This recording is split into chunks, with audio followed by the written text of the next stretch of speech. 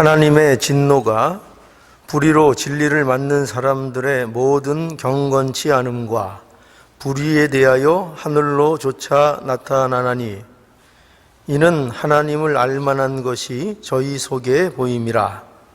하나님께서 이를 저희에게 보이셨느니라.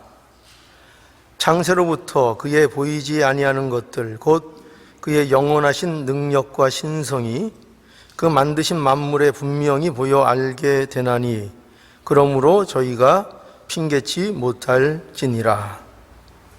20절까지 봉독해 드렸습니다. 여러분이 살아가시면서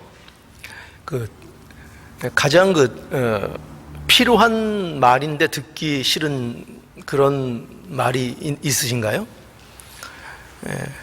꼭 필요한 말인데 정말 듣기 싫은 말, 혹시 그런 말 있으세요? 학생들에게 꼭 필요한 거는 공부인데 공부하라는 말을 학생들이 굉장히 싫어하죠. 잔소리 같고요. 그래서 오늘 하나님의 말씀이 그런 좀 종류의 말씀이라고 할 수 있습니다.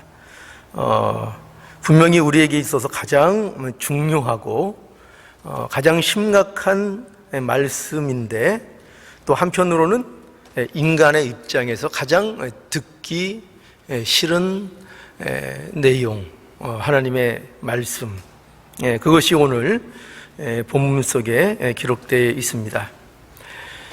오늘 본문 18절에부터 보면은요, 여기 이제 복음에 대한 본격적인 진술이 이제 시작되는 그런 시점입니다.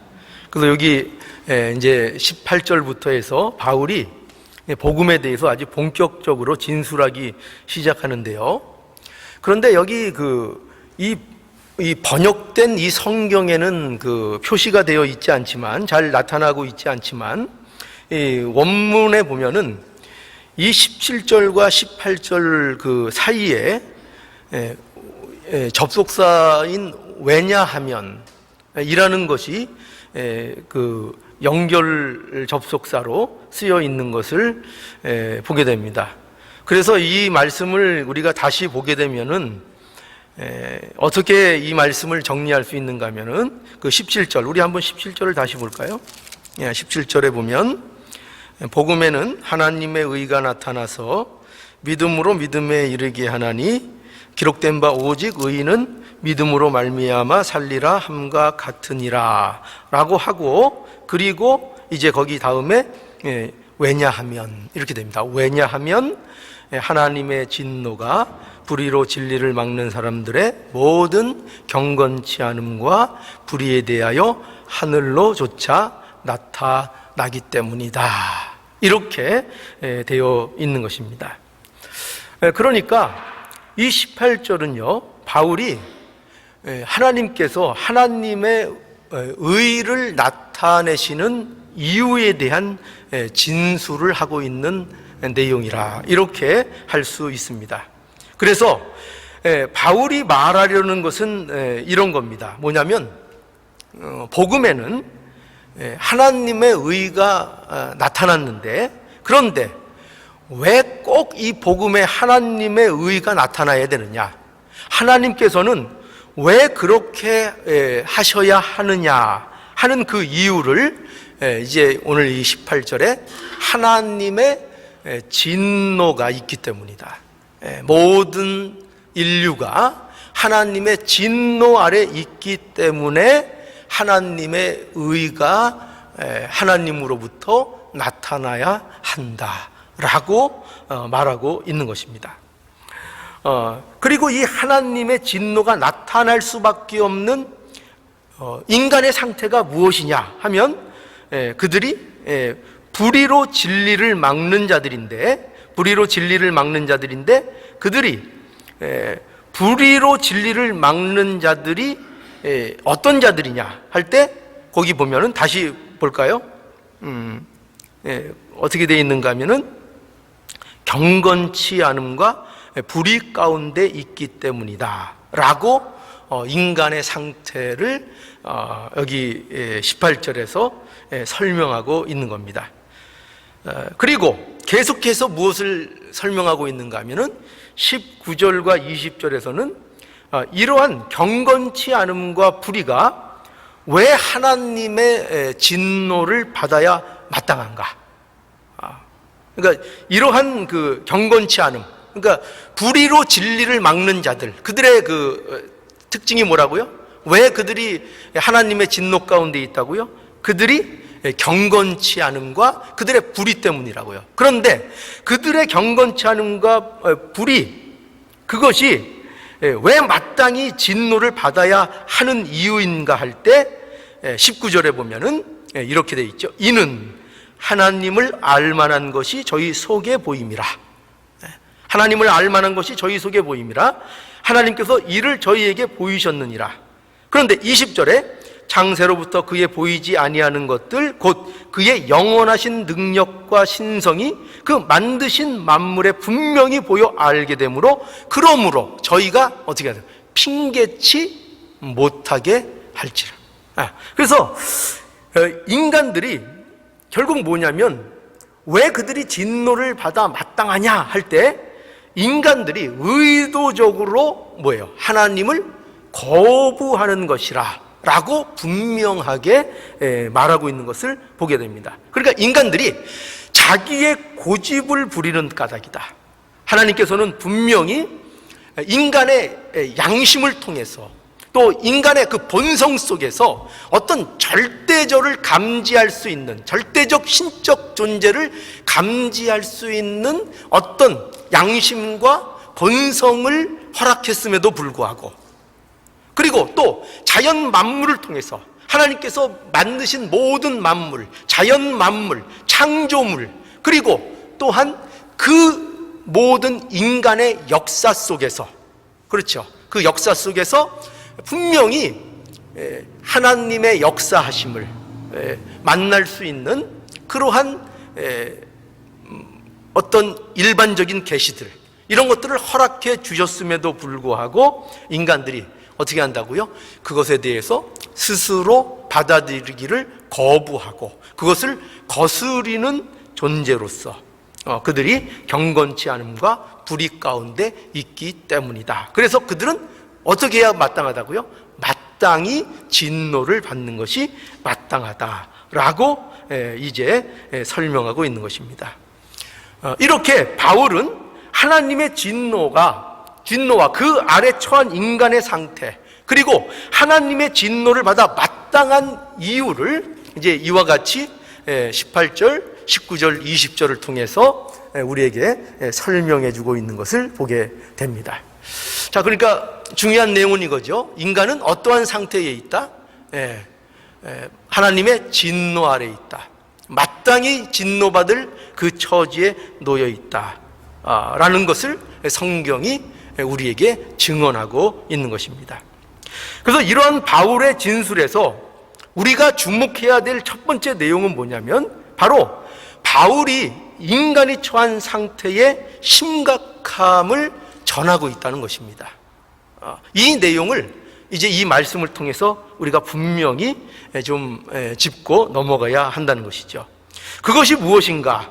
인간이 처한 상태의 심각함이 무엇인가 하면 우리가 증거받고 있는 대로 모든 인간은 하나님의 진노 아래 있다는 사실입니다. 이것이 바울이 말하는 가장 중요한 요점이라고 말할 수 있어요. 그러니까 복음을 이해하는 데 있어서 가장 중요한 진리가 뭐냐? 바로 이겁니다. 인간이 어디에 있다고요? 하나님의 진노 아래 있다는 것입니다.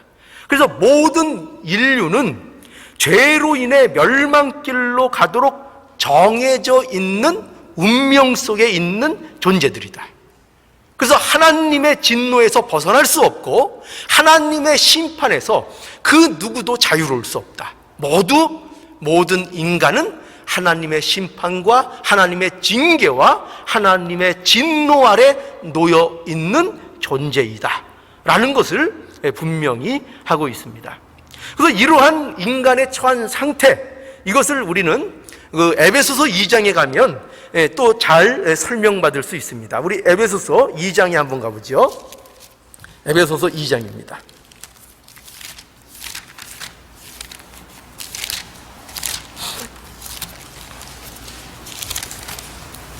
에베소서 2장 1절에서 3절입니다.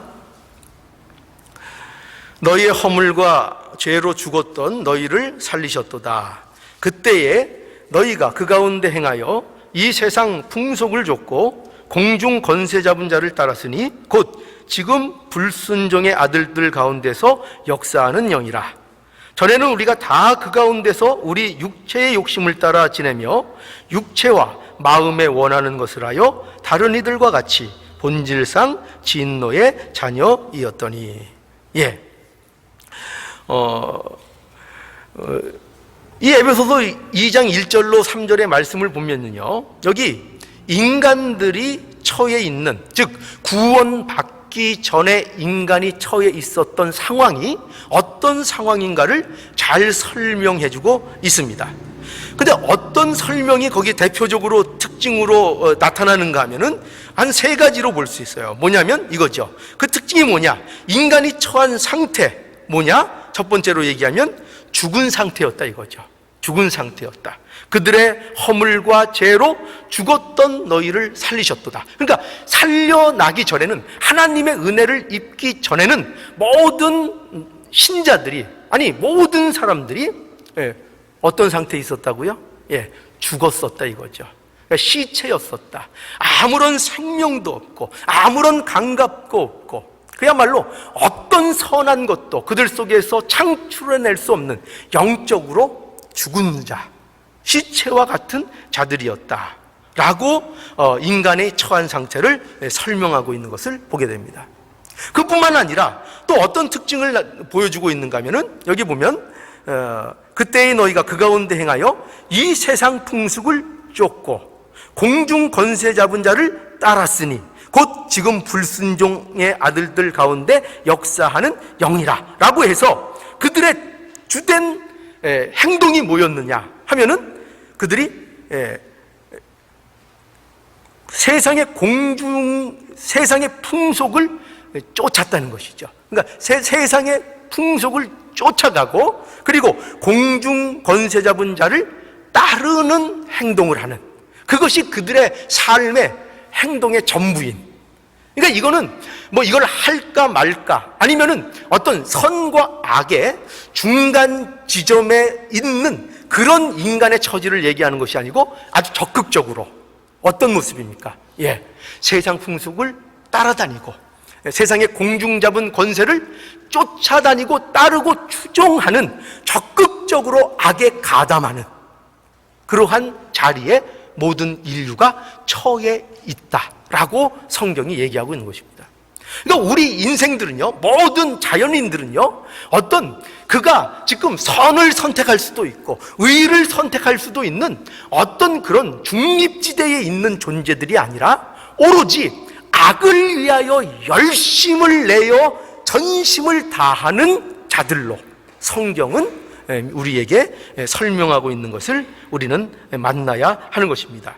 그래서 궁극적으로 그들을 어떻게 표현하고 있는가 하면은 여기 에베소서 2장 3절에 보면 전에는 우리도 다 그 가운데 우리 육체의 욕심을 따라 지내며 육체와 마음에 원하는 것을 하며 다른 이들과 같이 어떻게 되어 있습니까? 본질상 진노의 자녀였다 라고 설명하는 것을 이제 보게 되는 것입니다. 그러니까 본질상 진노의 자녀다. 이게 뭘 얘기하는 거죠? 마땅히 죽어야 된다 이거죠. 마땅히 멸망받아야 된다. 우리가 더 원색적으로 얘기하면 마땅히 지옥 가운데 처하여 그들이 영원히 멸망받을 수밖에 없는 운명이 그들에게 있어서 마땅한 것이다. 이렇게 그들을, 우리 인류를 설명하고 있는 것입니다. 모든 인간은 바로 이러한 상태에 있는 것입니다. 그래서 인간에게 있어서 이것보다, 이 문제보다, 이 지적보다 모든 인류가 하나님의 진노 아래 있다는 이 말씀보다 사실은 더 중요하고 더 심각한 문제는 없는 것입니다. 그렇지 않겠습니까? 인간에게 있어서 어떤 일보다 중요하고 이것이 심각한 사실입니다. 이것이 진리예요. 사람들이 보세요. 사람들이 심각하게 되는 일들이 많이 있습니다. 어쩔 때 여러분은 심각해지세요? 어쩔 때 여러분 심각해지시죠? 이럴 때죠.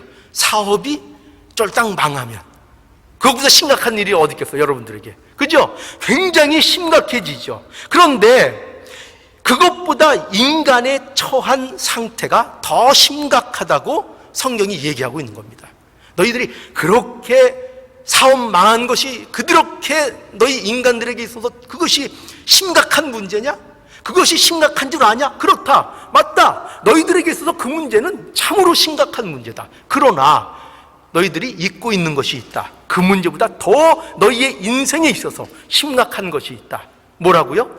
모든 인간이 너희가 하나님의 진노 아래 있다라는 사실입니다.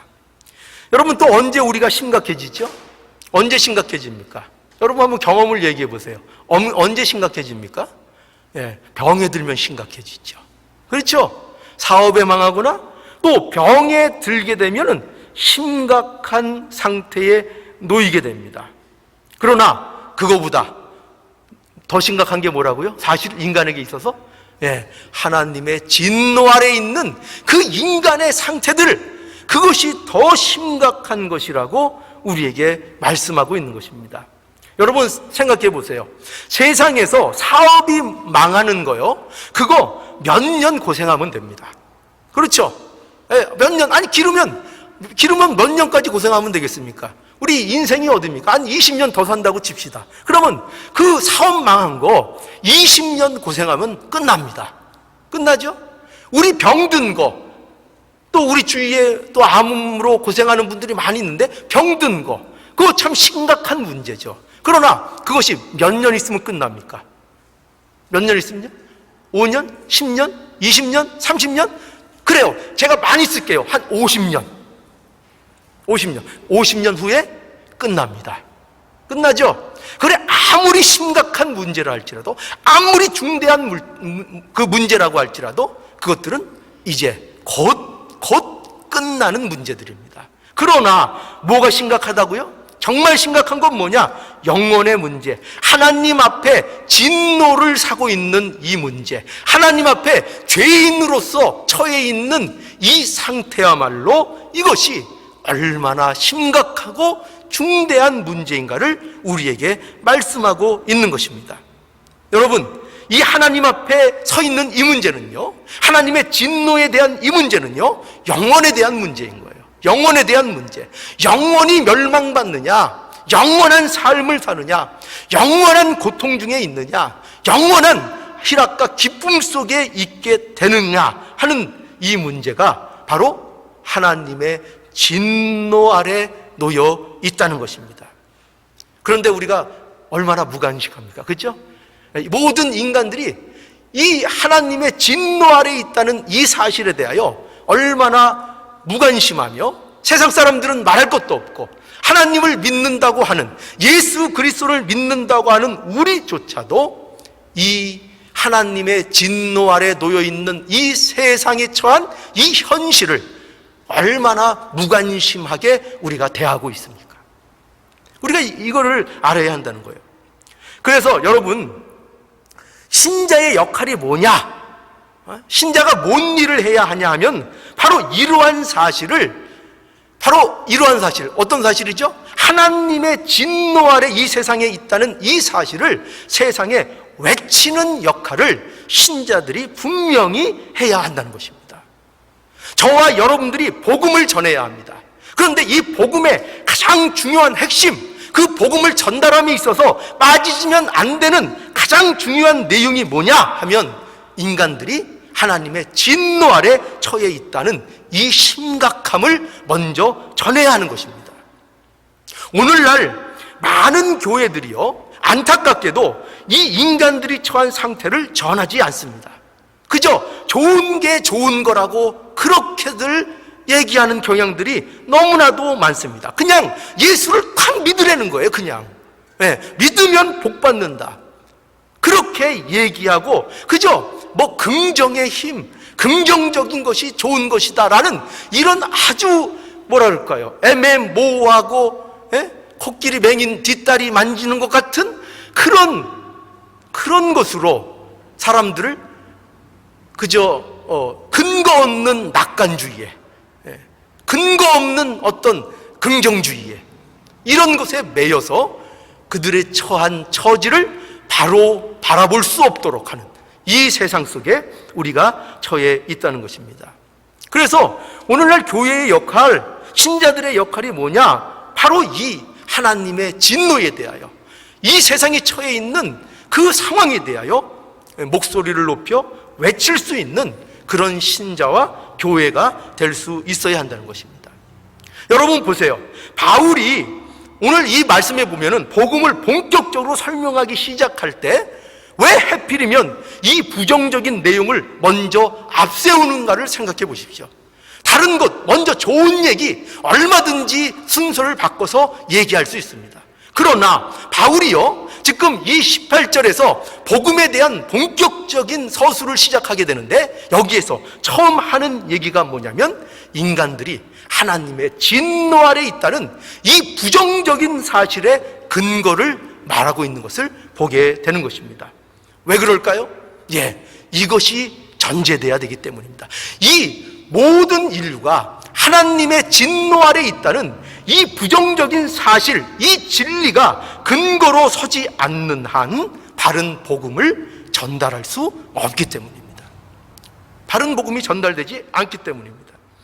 여러분, 왜 바울이 복음을 전하기를 이렇게 간절히 원할까요?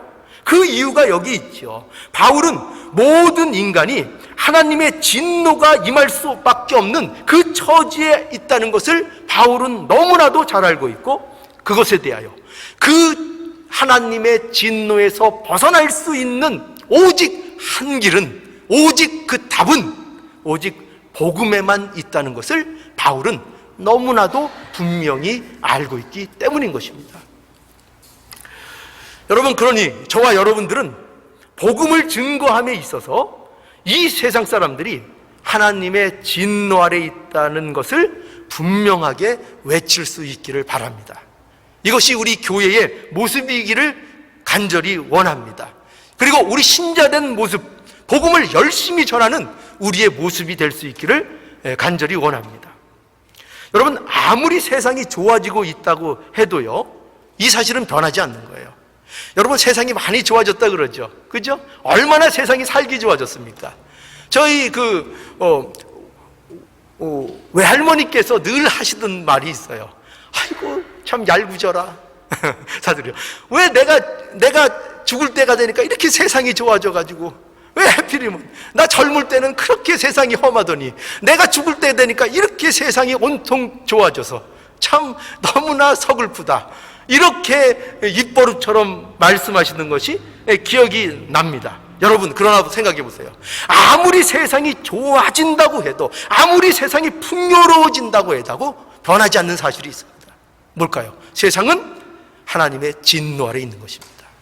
하나님의 진노 아래 있습니다. 세상의 풍요로움과 행복한 감정들이 세상에 가득 차 있다 해도 세상은 하나님의 진노 아래 있는 것입니다. 사람들이 점점 똑똑해지고요, 점점 선해지고, 사람들이 점점 날이 갈수록 그야말로 스마트해지죠. 그죠? 그럼에도 불구하고 세상은 여전히 하나님의 진노 아래 있는 것입니다. 세상은요, 평화를 외치고 자유를 외치고 인권이 신장되고 모든 사람들이 호호하하하고 잘 살고 있고 풍요를 누리는 것 같아도, 그래서 실제로 일상생활에서 풍요를 누리고 살고 있는 그 일상 속에서도 여전히 하나님의 진노에서 벗어나지 못하고 있다는 사실을 명심하셔야 됩니다. 그것이 인간, 아니 세상이 처해 있는 현실이라는 것입니다. 여러분, 그저 우리가 세상적으로 누리는 기쁨, 평안함, 어떤 행복, 어떤 웃음, 그것이 내게 가득 찼다고 해서 여러분 안심하면 안 됩니다. 세상 사람들이 그런 것으로 인하여 모두 하하호호하고 즐기고 있다 그래서 그것을 부러워할 것도 전혀 없습니다. 왜냐면요, 변하지 않는 사실이 있기 때문입니다. 예, 그가 거듭나지 않으면, 하나님 안에서 은혜를 입지 못하면 그 어떤 누구도 하나님의 진노의 그늘에서 벗어날 수가 없기 때문입니다. 여러분, 그게 무슨 의미가 있겠어요? 그 즐거움들이, 그 기쁨들이 무슨 의미가 있겠습니까? 그리고 오늘 본문에 보면 또 이것을 바울은 강조합니다. 뭐냐면, 인간이 어떤 상태가 하나님의 진노의 대상이 되게 하고 있는가라고 할 때, 그것을 오늘 바울은요, 바로 불경건과 불이라고 말하고 있습니다. 네, 불경건과 불이라는 거예요. 오늘 본문 18절을 다시 한번 볼까요? 본문 18절을 한번 다시 보시죠. 하나님의 진노가 불의로 진리를 막는 사람들의 모든 경건치 않음과 불의에 대하여 하늘로조차 나타나나니. 하나님의 진노가 누구에게 임한다고요? 누구에게 임한다고 되어 있습니까? 불의로 진리를 막는 자들에게 임한다고 말씀하고 있습니다. 그런데 하나님의 진노가 무엇에 대해서, 그들의 무엇에 대해서, 불의로 진리를 막는 그들의 무엇에 대해서 하나님의 진노가 나타나는가 하면은 바로 그들의 뭐에 대해서요? 그들의 불의함과 그들의 경건치 않음에 대하여 하나님의 진노가 나타난다고 말씀하고 있습니다. 그러니까 하나님의 진노가 임하는 것은 그들의 뭐 때문이에요? 불경건함과 그들의 불의 때문이라고 말하고 있는 것입니다. 여러분, 그런데 여기서 경건치 않다는 게 뭘까요? 불의하다는 게 과연 뭘까요? 이것은 뭐냐면요, 이렇게 다른 말로 고칠 수 있어요. 뭐냐면 거룩하지 않다는 거예요. 거룩하지 않다는 거예요. 그리고 거룩하지 않다는 것이 또 어떤 의미인가 하면은요, 우리가 더 쉽게 얘기하면은요, 바로 이겁니다. 거룩하지 않다는 거는 우리가 세상적으로 생각하는 그런 의미를 얘기하는 게 아니에요. 거룩하지 않다는 것은 단 성경에서 이걸 얘기해요. 뭐냐? 하나님께 속하지 않았다는 거예요. 하나님에게 속하지 않았다. 하나님의 그 영역 속에 들어가지 않은 상태를 거룩하지 않다, 이렇게 얘기하고 있는 것입니다. 그럼 여러분 보세요. 경건이 무엇인가? 거룩이 무엇인가? 그거는 도덕적인 것이나 윤리적인 것이 아니라 하나님에게 속하지 않은 것이, 그것이 바로 불경건이요, 거룩하지 않은 거라고 말하고 있는 거예요. 그래서 여러분, 이렇게 이해하면 쉬워요. 뭐냐면 성도, 우리가 흔히 성도라는 말을 쓰죠. 성도가 무슨 뜻입니까? 설마 이것도 모르시는 건 아니겠죠? 성도가 무슨 뜻입니까? 예, 구별된 무리고 거룩한 무리를 얘기하는 거죠. 그런데 여러분 잘 생각해 보세요. 성도라고 불리는 그들을 어떤 기준에서 성도라고 그들을 얘기합니까? 그들이 과연, 우리 모두 성도입니다. 근데 우리를 볼 때 세상적인 기준에, 어떤 도덕적이고 윤리적인 기준에 볼 때에 우리를 거룩하다, 거룩한 무리라, 그렇게 칭할 수 있을 만큼 여러분들이 거룩하십니까? 여러분들이 경건하십니까? 과연 그런 경건을 그런 의미로 여러분들을 성도라고 성경에서 얘기할까요? 여러분들에게 어떻게 이 영광스러운 이 호칭을 하나님께서 허락해 주신 것입니까? 예, 그 이유는 단 하나예요. 뭐라고요? 구별돼서 하나님 앞에 속해졌다는 얘기입니다. 네, 하나님께 속한 자가 되었다는 것입니다. 그런 의미에서 거룩한 자, 성도라고 우리에게 말씀하고 있는 것입니다. 그렇죠? 성경에 우리 기록된 고린도 교회, 에베소 교회, 모든 초대교회의 모습들 속에서도 그들 가운데 교회 안에 얼마나 신자들이 말하기도 부끄러운 범죄들이 여전히 그들 가운데 있었는지 모릅니다. 그런 일들이 있었어요. 바울이 그런 것들을 책망하기도 했어요. 그럼에도 불구하고 변하지 않았던 그들에 대한 호칭이 있었습니다. 뭐죠? 그럼에도 그들을 성도라고 그랬어요. 그럼에도. 왜요? 그들을 성도라고 칭하는 것은 그들의 행위의 의로움이나 그들의 모습 때문에 그들을 성도라고 불렀던 것이 아니라 단 이유였대요. 하나님이 그들을 사랑하시고 하나님께 그들이 속해져 있기 때문에 그들을 성도라 칭했던 것입니다. 왜 인간이 하나님의 진노 아래 있을 수밖에 없는가? 바로 이런 의미죠. 인간은 하나님께 속하기를 거부하고 거역했기 때문이라는 것입니다. 예. 이것만큼 하나님 앞에 큰 불공평과 불의한 것이 없는 것입니다. 이것만큼 큰 죄가 없는 것입니다. 뭐라고요? 하나님을 거부하는 거예요. 하나님을 거스르는 거예요. 하나님이 그 양심과 그 본성과 우주 만물과 역사를 통해서 하나님께서 자신을 나타내심에도 불구하고, 그럼에도 불구하고 어떻게 한다고요? 그것을 받아들이기를 고의적으로 고집하고 거스리고 거부하고 반응하는 그들, 그 불공정함, 그 불의, 이것이 큰 죄요, 하나님의 진노가 마땅히 임하는 죄라는 것입니다. 그러므로 인간은 하나님을 모른다고 핑계할 수 없다는 것입니다. 핑계할 수 없다는 거예요. 그래서요, 여러분 보세요. 기독교에서 말하는 죄가 뭔지를 우리는 분명히 이해할 수 있어야 됩니다. 기독교에서 말하는, 우리가 죄 많이 얘기하죠. 죄 짓지 말자, 너 죄 지면 안 된다, 죄에 대해서 말하죠. 예, 물론 우리가 살면서 범하는 우리가 이 죄들이 있습니다. 날마다 회개해야 되는 그런 죄들이 있습니다. 그러나 성경에서 말하는 정말 죄의 근본적인 죄의 모습은 뭐냐면, 하나님이 진노하시는 죄의 정체는 뭐냐면, 그 죄의 본질이 뭐냐면 바로 이겁니다. 하나님과의 관계가 어그러지는 겁니다. 하나님과의 관계가 어그러지는 것, 그게 죄의 본질입니다. 그래서 인간이 하나님 앞에 마땅히 가져야 될 태도, 그 태도를 하나님 앞에 가지지 않는 그 불경건함, 그 불의, 이것이 가장 큰 죄인 것입니다. 이게 죄인 거예요. 그래서 여러분, 우리가요, 여러분 이 죄를, 이 무서운 죄를 저와 여러분들이 얼마나 많이 짓는가를 한번 곰곰이 생각해 보시기 바랍니다. 이것은 곧 하나님의 관계가 어그러져 있는 것인데, 그래서 마땅히 하나님께 해야 될 내 태도를 취하지 않는 것인데, 그 마땅히 취해야 될 태도가 뭐냐 하면 이거예요. 바로 하나님을 기뻐하고 하나님을 여러분들이 즐거워하고 하나님의 영광을 여러분들이 구하는 겁니다. 그게 마땅히 여러분들이 해야 될 일이에요. 하나님을 사랑하심으로 인하여, 그리고 이 마땅히 구해야 될, 하나님 앞에 마땅히 구해야 될 이 태도, 하나님을 기뻐하고 하나님을 즐거워하고 하나님의 영광을 구하지 않는 그 모습을 성경에서는 가장 큰 본질적인 죄의 문제라고 지적하고 있는 겁니다. 여러분 어떠세요? 여러분 하나님을 믿고 예수 그리스도 안에 있다고 우리가 주장하면서 과연 내가 하나님을 기뻐하고 하나님을 즐거워하고 하나님의 영광을 구하는 그 자리에 나가고 있습니까? 아니면 나의 즐거움을, 세상을 즐거워하고 나를 즐거워하고 나의 영광을 구하는 자리에 있지 않습니까? 뭐가 죄라고요? 이게 하나님의 관계에 어그러진 가장 큰, 하나님이 진노하시는 죄라는 것을 알아야 합니다.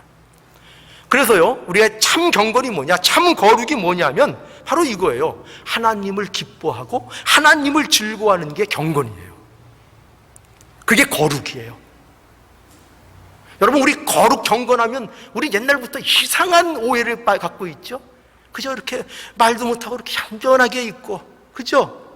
분위기가 험숙해서 이렇게 잘못 이렇게 못하고, 예, 물론 경건한 속에 그런 분위기가 연출될 수 있어요. 그러나 진정으로 하나님 앞에 원하는, 하나님이 원하시는 경건의 모습이 뭐냐, 거룩의 모습이 뭐냐, 예, 하나님을 기뻐하는 거예요. 하나님을 즐거워하는 거예요. 그게 경건입니다. 그러나 이것에서 벗어나 자기를 기뻐하고 있지요. 그것이 죄라니까요. 그게 죄인 것입니다. 그래서 죄의 본질은 바로 이렇게 또 설명할 수 있어요. 죄는 뭐냐? 하나님 없이 자기가 만족하는 겁니다. 이게 아주 고질적인 죄의 본질이에요. 뭐 없이 만족한다고요?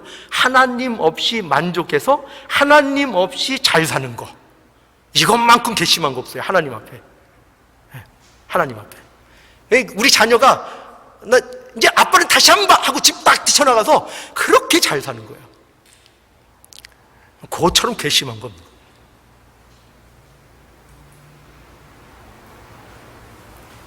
여러분, 이거를 우리가 이해할 수 있어야 됩니다. 이런 하나님 없이 자기가 하나님이 되고 싶어하는 인간의 마음이, 이것이 죄의 본질입니다. 하나님이 되고 싶은 것. 그래서 에덴 동산에서 인간이 범한 죄의 그 본질이 뭐예요? 아담과 하와가 유혹당한 그 유혹당한 실체가 뭐죠? 무엇이 그들의 마음을 움직였습니까? 무엇이 움직였죠? 그 실과를 따먹으면 하나님처럼 된다는 얘기였어요. 하나님처럼. 하나님께서 왜 이걸 금하는 줄 아느냐? 너희들이 하나님처럼 될까봐 이걸 금하고 있다. 이 마음을, 이걸 건드려 버렸어요. 이 인간의 이 본성. 하나님이라도 그 밑에 항복하고 싶지 않은 인간의 본성. 하나님 없는 틈만 나면 하나님으로부터 벗어나서 하나님 없는 유토피아, 하나님 없는 천국, 하나님 없는 자유, 하나님 없는 행복, 내가 누리는 것, 이게 인간의 본질적인 죄악이에요. 그거를 모두가 꿈꿉니다. 여러분 속에도 이게 꿈틀거릴지 몰라요. 내가 하나님을 믿어야만 천국 가고 하나님을 믿어야만 생명이 있다니까 어쩔 수 없이 교회 나오고 있지만, 믿고 있지만, 하나님 안 믿어도 된다면 나는 안 믿겠다. 그렇죠? 뭐 하려고? 하나님 없어도 구원이 있다면 내가 뭐 하려고 하나님을 의지하겠냐? 내 힘으로 가능하다면. 그게 뭐라고요? 인간이 갖고 있는 고질적인, 본질적인 죄의 모습입니다. 이것 때문에 선악과를 인간이 따먹게 되는 것입니다. 이것이 인간이 하나님의 진노를 받을 수밖에 없는 처지와 상태의 모습인 것입니다. 그래서 여러분, 하나님을 모르면서 잘 되는 거 전혀 부러워할 거 없어요. 하나님을 모르면서 부러워하는 것은 잘 되면 잘 될수록 우리의 입장에서는 저주입니다. 그걸 아셔야 돼요. 그걸 아셔야 됩니다. 죄의 본질은 하나님에게도 절대로 복종하지 않으려는 인간의 자존심을 세우는 것입니다. 인간의 이 몹쓸 이 자존심, 이것을 없애야 하는 것입니다. 여러분, 이것이 인간이 처한 하나님의 진노를 받을 수 없는 처지요 상태이죠. 자, 그러면 여러분, 지금 여러분의 상태는 어떻습니까? 어디에 과연 있습니까? 여러분은 하나님께 속한 자입니까? 아니면 하나님 밖에 있는 존재입니까? 이거보다 더 심각한 문제는 없어요. 이 물음을 여러분 자신에게 해보시기 바랍니다. 하나님의 진노 아래 있으면 저와 여러분이 세상에서 이루어 놓는 그 모든 일들이 아무런 가치, 아무런 의미를 갖지 못합니다. 아무런 의미가 없습니다. 여러분 한번 생각해 보세요. 여러분, 내일 죽는데 글쎄 어떤 일이 벌어졌는지 아세요? 여러분들에게? 여러분 내일 죽을 거예요. 내일 죽는다고 딱 선고가 때려졌어요. 근데 복권이 당첨됐네?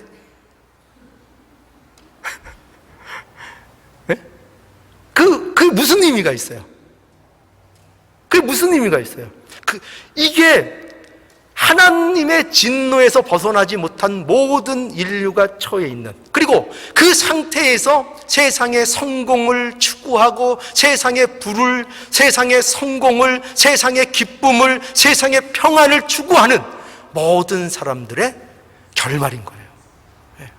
내일 죽는데 오늘 복권 당첨된 거예요. 그 무의미한 것, 그 일이 바로 인간이 처해 있는 상태라는 것입니다. 여러분, 우리가 하나님 앞에 날마다 회개하고 돌아서는 길에 서야 합니다. 하나님 앞에 우리는 무엇보다도 자존심을 버려야 합니다. 이 자존심을 버리지 않는 게 인간입니다. 어떠한 처지에도 내가 그런 말들 하죠. 내가 하나님을 믿느니, 내가 교회를 나가느니 내 주목을 믿겠다. 그런 말 심심치 않게 여러분 많이 듣지 않습니까? 그죠? 그래서 믿는 거를 마치 어떻게 생각하냐면은 약한 자들이 믿는 거. 참 얼마나 연약하고 마음이 담대하지 못하면 교회를 나가느냐, 어떻게 그렇게 신앙을 갖느냐, 그런 놀림거리가 되지 않습니까? 친구들로부터. 나는 그까짓 것 안 믿는다. 난 뭐 죽을 때 되면 죽는다. 까짓 것 지옥 갈 거면 난 까짓 것 간다.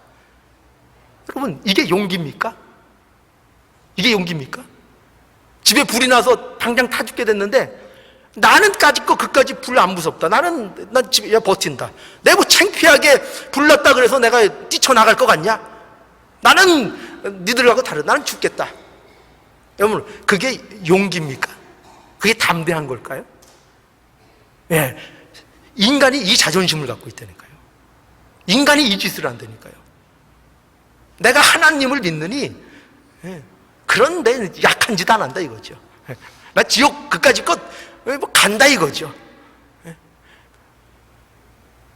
촛불 위에 손 1초도 못 올려 있으면서 간다 이거죠. 지옥에 까짓 거 멋있게 간다 이거죠. 그것이 인간이 가진 고질적인 자존심의 병폐고, 하나님 앞에서도 그 자존심을 버리지 않는 인간의 모습입니다. 그러니 진노가 마땅한 거죠. 하나님의 진노 아래 마땅히 놓여 있는 거죠. 그래서 뭐가 필요하다고요? 그래서 하나님의 의가 나타나야 되고, 그 복음에는 하나님의 의가 나타나서 믿음으로 믿음에 이르게 하나니 기록된 바 오직 의인은 믿음으로 살리라 라고 선포하고 있는 것입니다. 여러분, 오늘 이 바울의 증거, 하나님의 진노가 불의로 진리를 맞는 사람들의 모든 경건치 않음과 불의에 대하여 하늘로부터조차 나타났다는 이 사실을 통해서 인간이 처한 현실을 바로 인식하시고, 우리가 외쳐야 될 것이 무엇인지, 우리 속에 우리가 간직해야 될 것인지를 무엇인지를 바로 인식하셔서 하나님 앞에, 아니 이 세상 앞에 하나님의 진노를 피하는 이 복음의 진리를 담대하게 전하시고 외칠 수 있는 저와 여러분들의 모습이 되기를 간절히 원합니다.